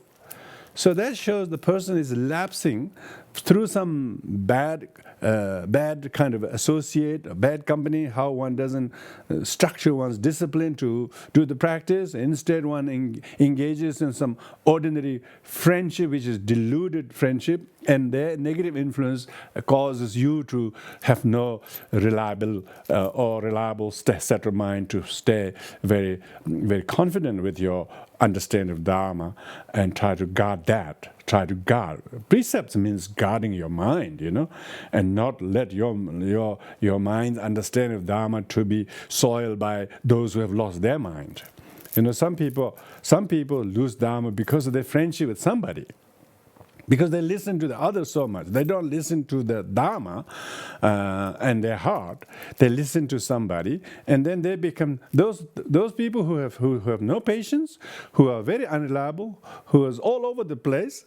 Their influence will be exactly on you, and that will affect you.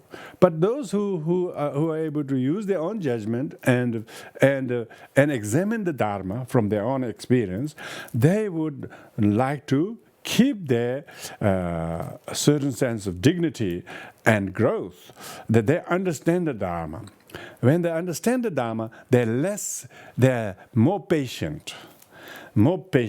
So they are now practicing Noble Truth of Path. The right action means right action, right speech. When you're patient, you mind your mouth, you mind your thoughts, you protect your feelings from being hurt and upset by exposing to negative situations. So you're actually able to practice the Eightfold Path, starting with the right view. If you don't have the right view, such as the prevalence of suffering and impermanence of suffering and so on, you think your suffering is permanent. You think this is going to last forever, and then become so aversive to that. When it says that they say, what is patience?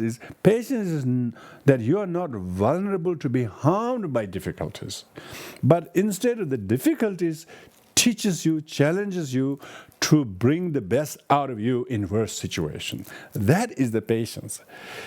Even though you do many mantras, even you do many things, but where it counts the Dharma is where you have to be strong and kind to yourself and your future and the future of the other person. But if you think they are wrong and you have duty to right them, correct them, that usually comes with this relatively good attitude, but because the wrong information, your aggression, it actually, zero tolerance. Zero merit. Zero tolerant person is completely bankrupt with merit. Therefore, practicing patience is a great cause of the growth and understanding and maturity of the person. We want our physical body to be strong. We wanted to keep our physical appearance to be healthy. But what if we're able to see that in our mind? We want our mind to be tall and strong and fit and that's when you're not harmable by someone voicing bad things to you or bad about you, but you see that as your direct object of your compassion and helper to exhaust your own pride and ego. When you think that is the growth, that is the maturity.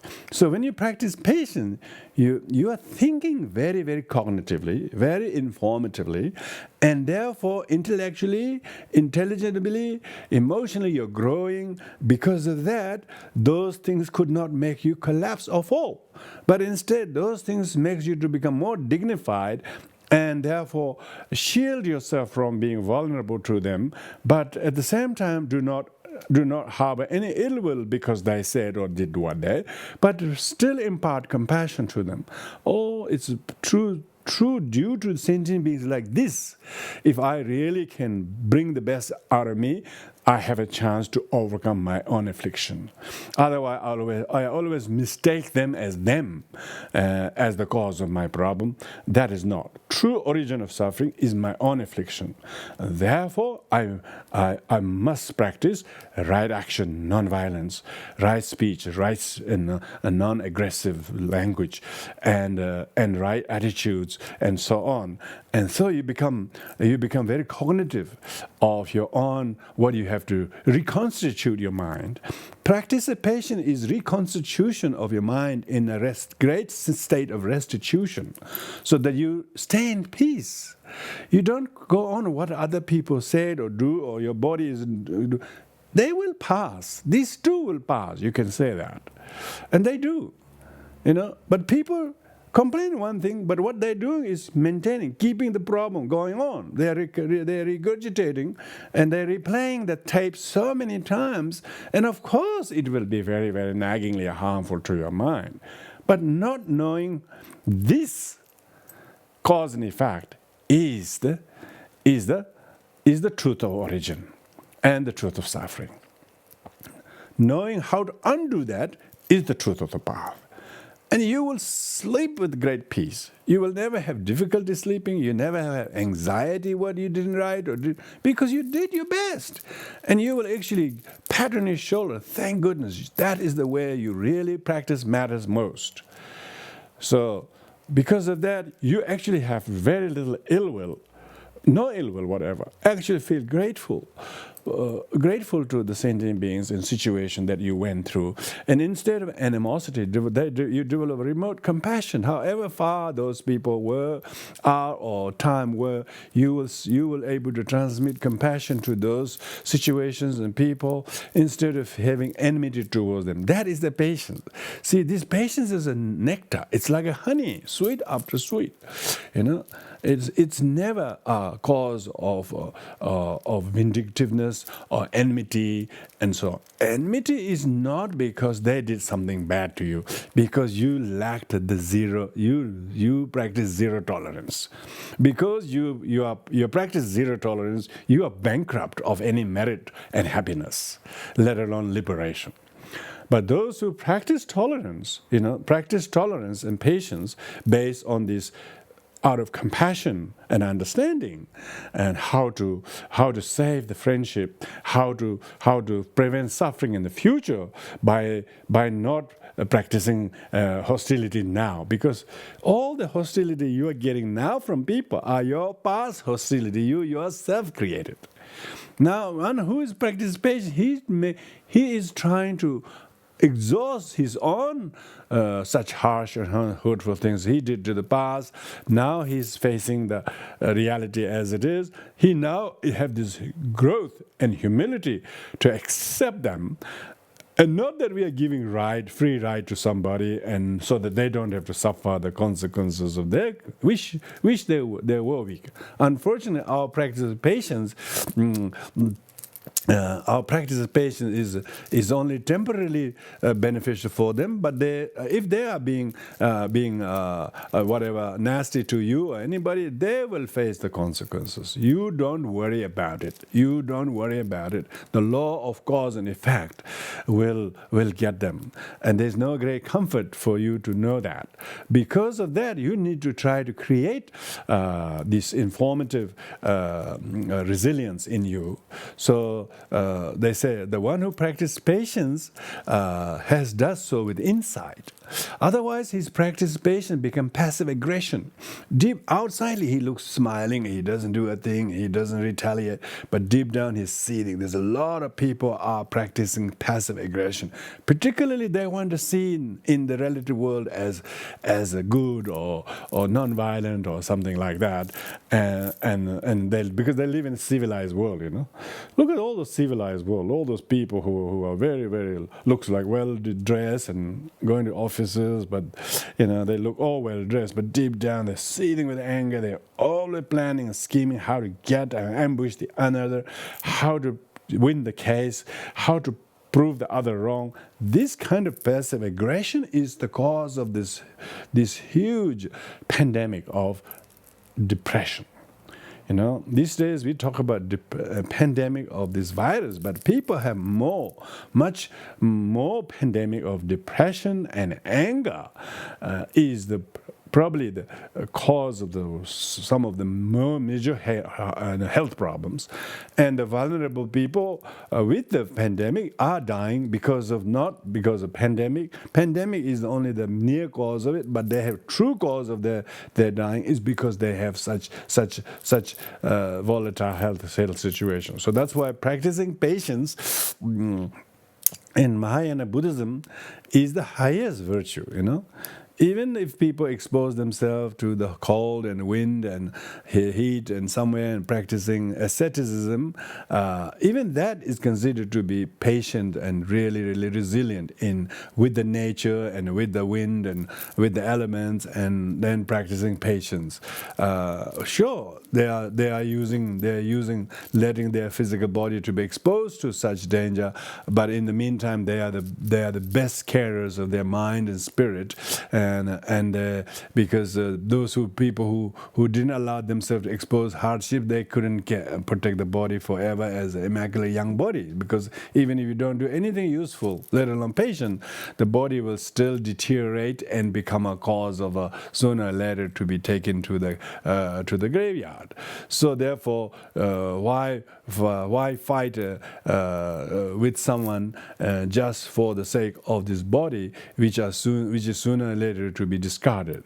So therefore, one who practices patience, firstly practice patience by not retaliating, with the intention saying, if I retaliate, it will exacerbate their suffering, and mine and our future will be destroyed by this. Therefore, it's being able to practice patience by not retaliating, and not retaliating is the way to go. Secondly, whatever harm they do, you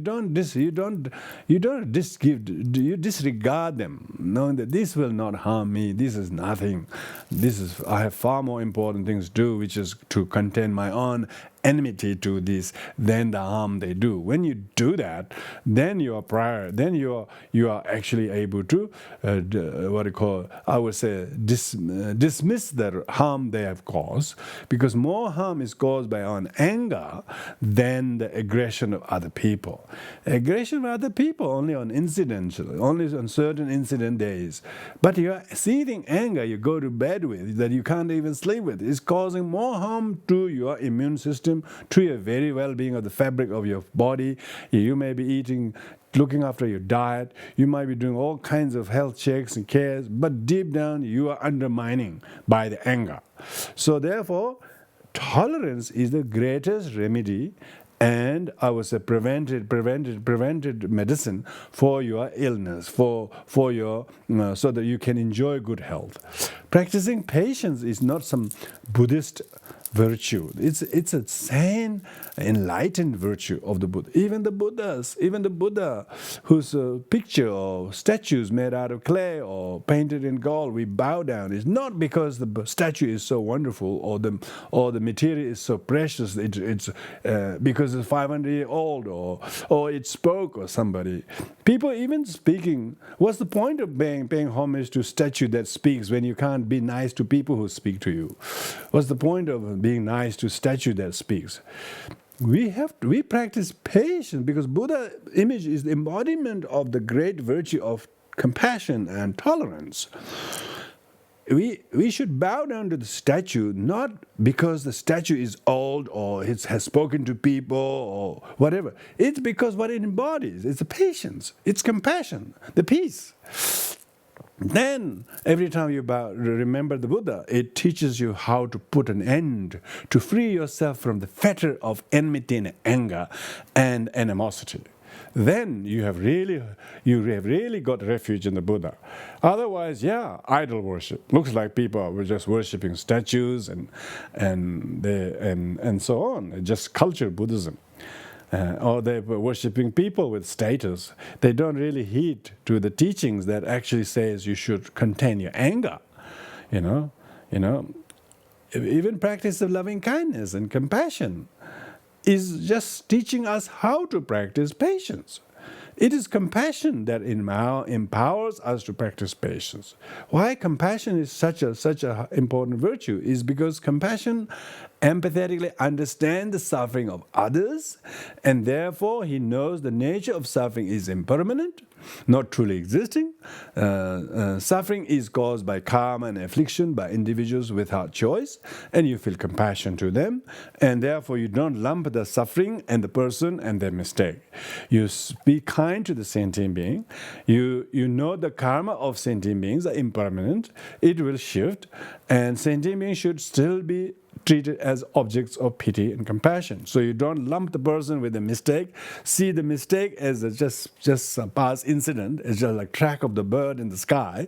Don't go after that and try to tell the bird, don't fly, you have left a track behind you. Don't go after the track of the bird. Look after the bird. So practicing patience enables us not to lump the person with the mistakes. You can see the mistakes as impermanent. They say you have to practice patience by meditating on the nature of suffering, you know. If you meditate on the nature of the harm, the nature of the harming acts are impermanent. If somebody said bad words to you, now it's no longer saying. So where's the harm coming from now? Obviously, it's not happening now, except yourself repeating in your little head. You said this to me. You said this to me. I mean, what? You're so weak to be harmed by a word. You shouldn't keep any books in your home because those words are found in your books.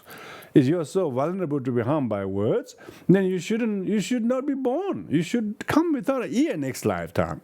And if you can't hear nothing, then you couldn't be harmed. So it's important to understand that the virtue of patience is of zero harm, and you will never sort of you're not preventing. You wouldn't be at fault by not preventing suffering.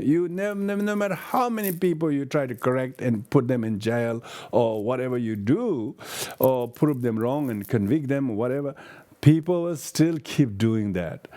People are still going to do that. But best way to help them is by your practicing patience and then teaching others to practice that in the future. Like the Buddha Dharma, like the Buddha's enlightenment, legacy of that is he couldn't stop people like Devadatta who were harming to him. And even though Buddha did practice patience, he never retaliated. He couldn't stop them from what they're doing.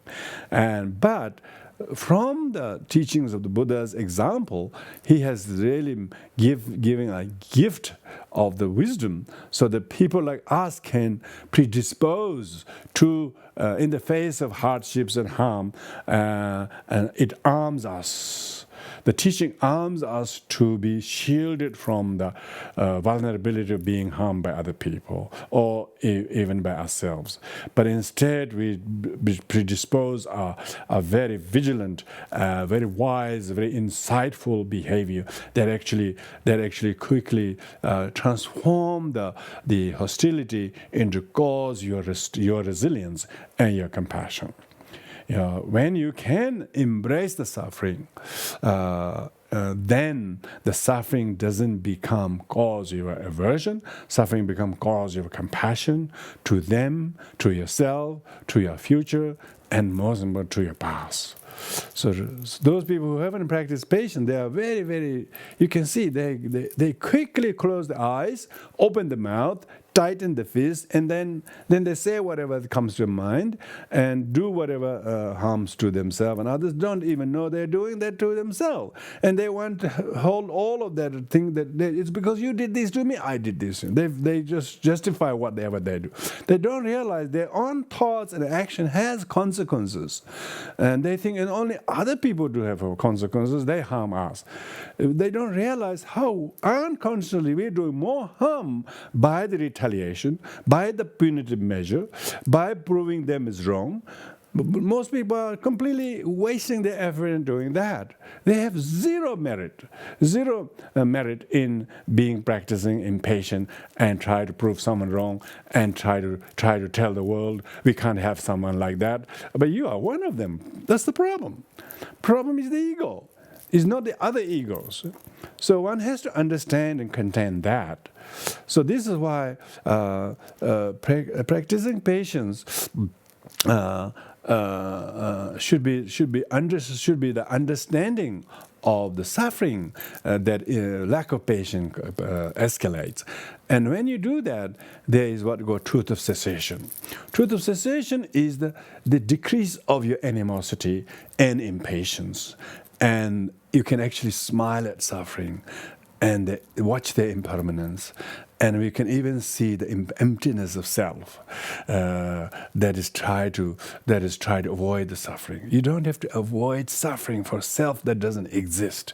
So you are actually able to see the emptiness of the suffering. Even the suffering itself, let alone the wrongdoing of other people, do not truly exist. They're totally dependent on what kind of mental constitution you allow yourself to be vulnerable to, or you allow yourself to be resilient and not to be affected by. You see? The rain can rain, but you could put a raincoat in a waterproof jacket or a good umbrella, it will not wet you. Like that. It's not the rain of harm or accusation or whatever. It's what kind of clothing you wear. When you have the compassion and kindness and understanding and not vulnerable to what people do, then their action wouldn't harm you. You will see the poor thing, what must have I done to attract such a person in my life? I must have. So I must use them as a great friend, help me to exhaust my unresolved karma of the past. With these things, you have great sense of, you don't develop any enmity and anger, but instead you have compassion. Also, your compassion isn't the idiot compassion, say, compassion, and then let yourself feel bashed and harmed, and then you feel resentful later. No, like that. Instantaneously, you don't have any animosity to them, let alone you're practicing patience. Practicing patience, if you feel animosity, you feel resentful that you've practiced patience, that's idiot compassion. But you need the wisdom to understand how the compassion can be practiced.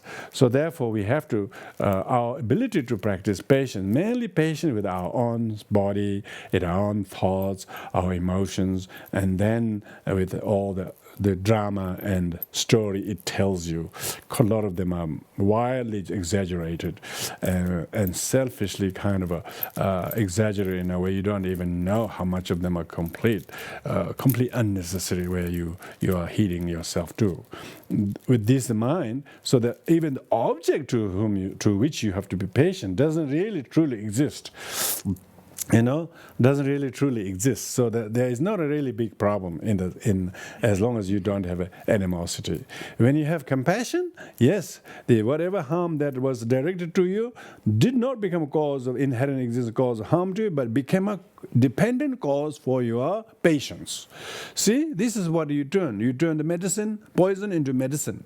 And harm of the other, what appears to be harm, when you are predisposing properly, you can transform that into the great cause of your growth. And that is the understanding of wisdom, discerning lack of inherent existence of harm or harmer, or actually the person who is harmed. They're all interdependent, originated. To ordinary people, it's called harm. To the bodhisattva, it's a benefactor. A bodhisattva who experiences some harm, they see them as a benefactor for their ability to progress with practice of patience. Because even patience isn't a standalone virtue, it exists by itself. It needs to work with one's own aversion and other people instigating it, and then learning to overcome that through your conscious act of patience. Of course, patience is the peace. It's a universal. It's a panacea. It's the medicine.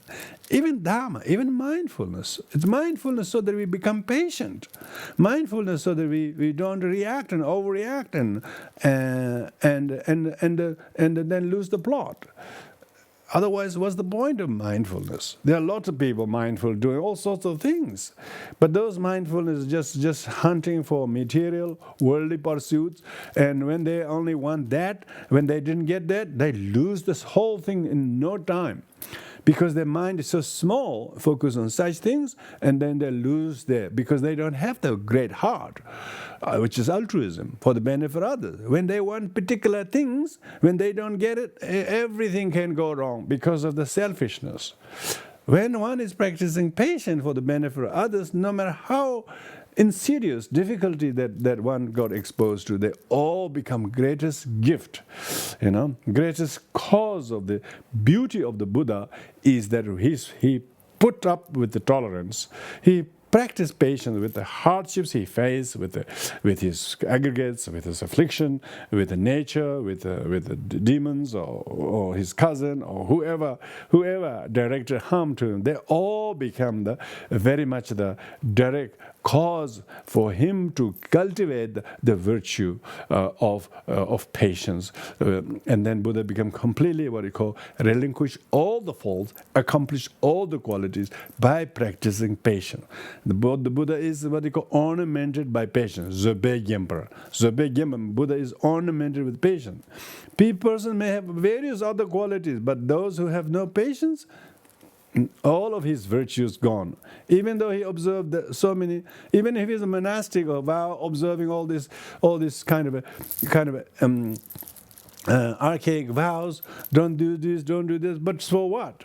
If he's patient, then all those vows have essentially benefited. If he haven't got any patience but become very, very, very, very short-tempered, very nitpicky, and they become so rigid, and that kind of rigidity is not cause of enlightenment.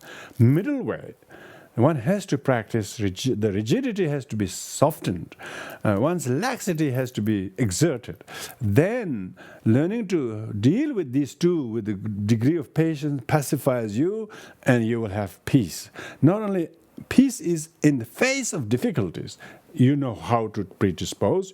You know how not to retaliate. You know how to accept the suffering voluntarily. You know how to see the impermanence, emptiness of suffering, and therefore stay with that state. That is the truth of cessation. Then you will have great peace.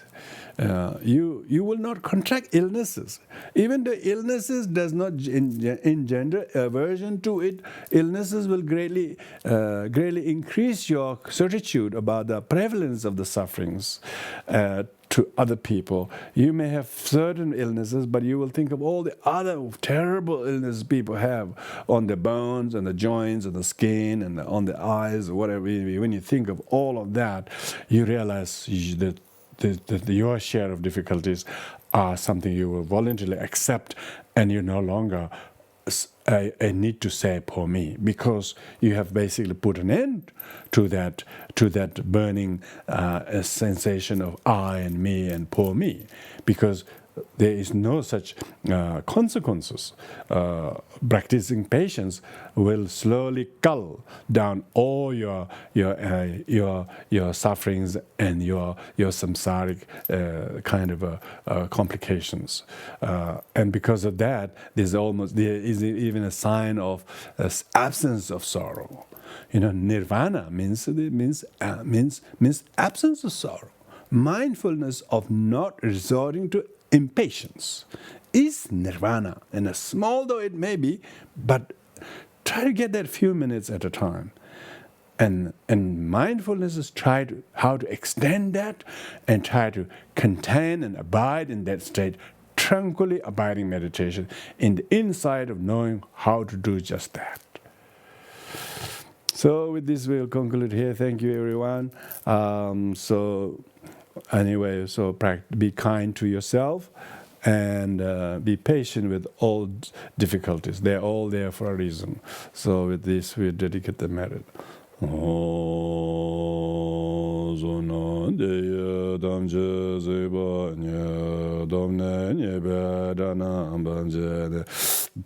Yega na je balo druba ye zebe zolen do jo tejo damje renje jende la dage sonamanda ye gando tenen drogen tejo dambe je renje jema me ne jo je jamba ba je dran jamba da ngondo zambe de ya de yen te da gunje je da lo je gwan de da dam je ra do ngo jang je sem je ren bo je ma je ba na man je ba nyam ba me ba ye gon na gon de ba jo kan re ra wa ko ve jing gan Pendan Dewa Malun Jumene, Jere Zawan Denzen Jabui, Sheve Zede Badu Denjuraje, Ngawan Jendu Lare Kunje, Denduga Ganze Dezen Danga,